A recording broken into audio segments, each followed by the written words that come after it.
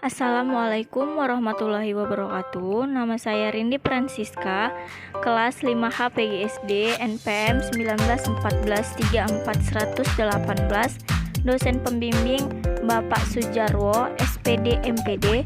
Saya dari Universitas Muslim Nusantara. Kali ini kita akan belajar mengenai materi pembelajaran sumber bunyi. Untuk itu, pertama kali kita akan mencari tahu terlebih dahulu apa itu pengertian dari bunyi. Apa yang dimaksud dengan bunyi? Bunyi merupakan gelombang yang berasal dari benda yang bergetar. Nah, jadi benda yang bergetar itu merupakan sumber bunyi. Jadi, bunyi itu berasal dari getaran yang dihasilkan oleh sumber bunyi. Hal-hal yang menyebabkan bunyi itu dapat terdengar terbagi atas 3. Yang pertama, ada sumber bunyi, dan yang kedua ada perantara, yang ketiga ada pendengar. Sumber bunyi. Sumber bunyi adalah benda yang dapat menghasilkan bunyi yang dimulai dari sebuah getaran yang merambatkan energi dalam bentuk gelombang mekanik. Nah, jadi bunyi itu dapat bersumber dari sebuah getaran yang merambat ke energi, setelah itu membentuk gelombang mekanik. Setelah itu, contoh benda yang dapat menghasilkan bunyi, yang pertama terdapat gitar. Nah, jadi gitar itu bunyinya berasal dari benang senar yang dipetik. Yang kedua, biola. Biola itu bunyinya berasal dari dawai yang digesek. Yang ketiga, seruling. Seruling itu bunyinya berasal dari tiupan udara ke dalam badan seruling yang bentuknya mirip pipa yang berlubang, sehingga getaran merambat melalui medium udara yang ada di dalam pipa seruling sehingga menghasilkan sebuah suara. Pernahkah kalian mendengar kata gaung atau kerdam dan gema? Tahukah kalian apa arti dari kata tersebut? Kita simak baik-baik ya.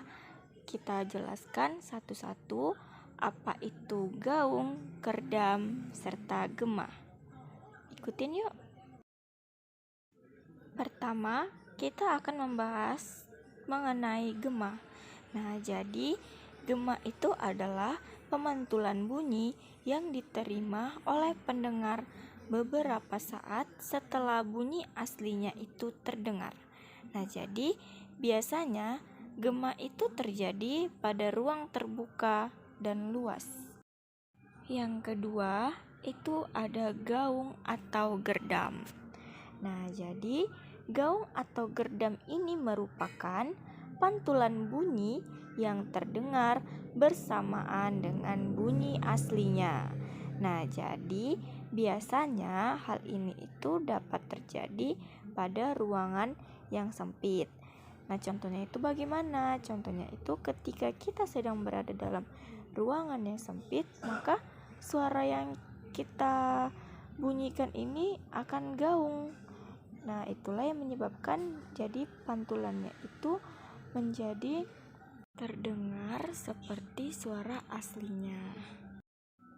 Apakah semua bunyi dapat didengar oleh semua makhluk hidup? Jadi, tidak ya teman-teman. Manusia itu tidak bisa mendengar semua bunyi. Nah, jadi bunyi itu terdapat golongan berdasarkan gelombang frekuensi suaranya. Nah, itu terdapat beberapa golongan. Yang pertama itu ada golongan audiosonik. Nah, jadi golongan audiosonik itu dibedakan menjadi 2. Yang pertama, bunyi yang berada pada frekuensi 20 sampai 2000 Hz.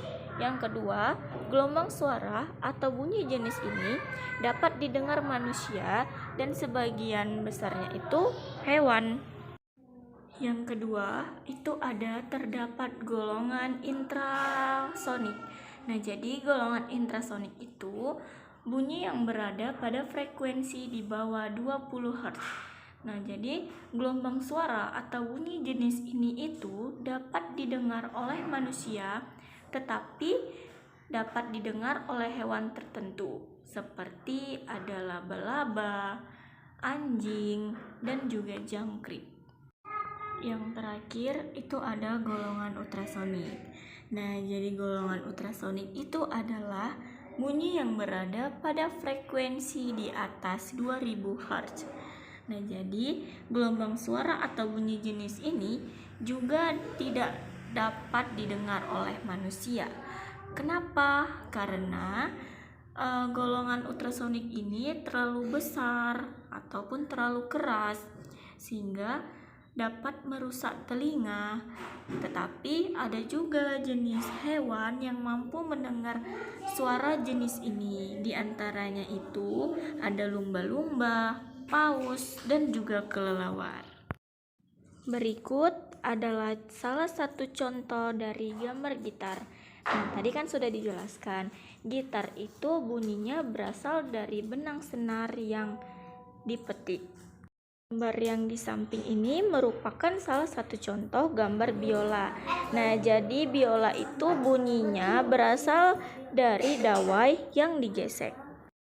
Gambar terakhir itu ada gambar seruling. Jadi seruling itu bunyinya berasal dari tiupan udara ke dalam badan seruling yang bentuknya mirip pipa yang berlubang, sehingga getarannya merambat melalui medium udara yang ada di dalam pipa seruling sehingga menghasilkan suara. Oke teman-teman, mungkin cukup sekian aja ya pembelajaran mengenai sumber bunyi dari saya. Semoga teman-teman dapat memahami materi kali ini ya. Saya ucapkan terima kasih. Wassalamualaikum warahmatullahi wabarakatuh. Semoga bermanfaat.